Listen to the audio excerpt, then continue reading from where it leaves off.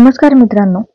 लग्नानंतर होलीस प्रेम या मालिकेच्या येणाऱ्या पुढील भागात आपल्याला खूप मोठा ट्विस्ट पाहायला मिळतो. आता काव्याचा हट्टीपणा शेवटी पार्थ बघतो. त्याला कळून चुकतं की आपण कितीही राग केला तरी काव्य काही आपल्याला राग देणार नाही. पार्थ आता ज्या ठिकाणी जातो त्याची सावली बनून काव्य त्याच्या मागे मागे येऊ लागते. अखेर काव्य ही पार्थला भाग पाडते माफ करण्यासाठी. पार्थ म्हणतो की काव्य तुम्ही खूप हट्टी आहात बरं का.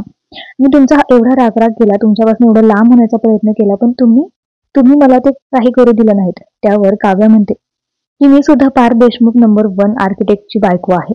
जर तुम्ही जिद्दी असाल ना, तुम्ही पण तेवढी हट्टी आहे. तर आता या डिवोर्स प्रकरणामुळे काव्य आणि पार्थ मध्ये चांगलीच मैत्री जमलेली असते आणि आता याचं रूपांतर पुढे त्यांच्या प्रेमामध्ये होतं.